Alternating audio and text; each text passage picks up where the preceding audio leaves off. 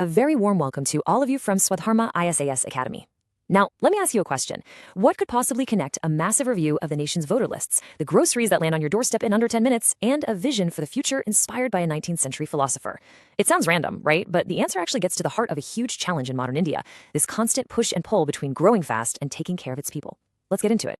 So here's our game plan. We're going to tackle this by looking at three totally different yet connected stories.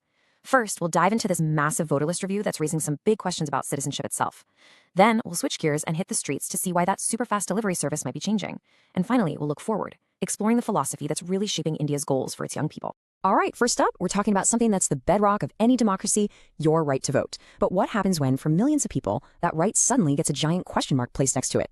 Let's just start with this number because it's huge. 6.5 crore. That's 65 million names that were deleted from India's electoral rolls during a recent review. Just take a moment to let that number sink in. This isn't just some routine cleanup. We're talking about something on a scale that could fundamentally affect millions of people's ability to participate in democracy. So what is this process exactly? Officially, it's called the Special Intensive Revision, or SIR for short. Now, the stated goal makes sense, right? It's to clean up the voter lists, get rid of duplicates, remove people who've moved or sadly passed away. It's a necessary task, for sure, but it's the way it's being done that's led to some really difficult questions. And this is where the whole thing hits a major roadblock. The Supreme Court of India has now stepped in, and they're asking the Election Commission a very simple but incredibly important question. Once you delete a name, then what? What's the next step? Especially if that person was removed because you suspect they aren't a citizen. And that's the heart of the dilemma for the person caught in the middle of all this. See, the path forward splits dramatically. If you're a citizen and you think you were wrongly removed, you can appeal. But if you're flagged as a suspected foreigner, you suddenly enter this legal limbo. The Election Commission basically says our job is done and passes your case over to the Ministry of Home Affairs. This leaves potentially millions of people just waiting, not knowing what their rights are or what their future holds. This whole situation really comes down to a classic legal debate. Is your right to vote a constitutional right, something as fundamental as your right to free speech? Or is it a statutory right, one that's granted by a law which could, theoretically, be modified or even taken away more easily? The answer to that question changes everything about how secure that right really is for every single one of us. Now, this idea of balancing big national systems with individual rights, it isn't just happening in the civic world. It's playing out in our economy every single day. So let's shift from the voting booth to your front door. If you've ever ordered something and it's shown up in just a few minutes, you've been a part of the quick commerce revolution. But it looks like that revolution is hitting a pretty big speed bump. Yep, you heard that right. After a series of meetings with the government's labor ministry, some of the big quick commerce companies have actually agreed to hit pause on that whole 10-minute delivery promise. And this wasn't about a lack of technology or logistics, it was about the people making it all happen. The person rushing that order to you is what we call a gig worker. The 2019 Labor Code defines them as anyone working outside of that traditional boss-employee relationship. They are, for all intents and purposes, independent contractors, and that has huge implications for their rights and protections. Think about it. That 10-minute promise creates an incredible amount of pressure.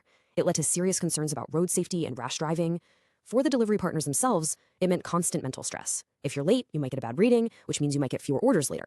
And you're dealing with all of this without the usual safety net of benefits like insurance or sick pay. So how do they do it so fast? The secret isn't magic. It's something called dark stores. These aren't your neighborhood Kirana store. They're basically mini warehouses, completely closed to the public, and they're optimized for one thing and one thing only, getting orders packed and out the door in minutes. But of course, this incredible efficiency raises its own tough questions about the future of our local mom and pop shops. Okay, so we've looked at debates over rights and regulations, but what's the big picture vision that's supposed to guide all these decisions? For our third story, we're going to look at the philosophical foundation for India's future, and we can see it clearly in the celebration of National Youth Day. This incredibly powerful quote from Swami Vivekananda is really the soul of National Youth Day. His entire philosophy was built on the idea that a nation's strength and its future depend completely on the energy, the character, and the moral fiber of its young people. This year's theme for the day really breaks that philosophy down into a simple two-step idea. First, ignite the self. That means focusing inward on self-discipline, on building your character, on personal growth, and then comes step two. Impact the world. The idea is to take all that personal excellence and channel it outward for the good of society and the nation. And don't think this is just some historical idea. It's directly tied to what's happening right now. This vision of an empowered, responsible youth is seen as the absolute foundation for reaching that huge national goal of becoming a developed India by 2047. At the very core of Swami Vivekananda's teaching was this motto. It basically means that your own personal growth, your own salvation, and the welfare of the world aren't two separate things. They're two sides of the same coin. The path to finding yourself is through serving others.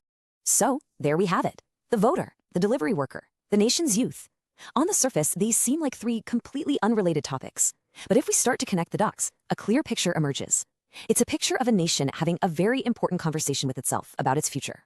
So here's the thread that ties it all together. Making sure our voter lists are fair, that's about trust in our democracy. Protecting gig workers, that's about balancing progress with basic human dignity. And inspiring the youth, well, that's about defining the very soul of the nation. Each story reveals the same basic tension, the struggle between growing fast and protecting individual rights, between speed and safety, between ambition and responsibility.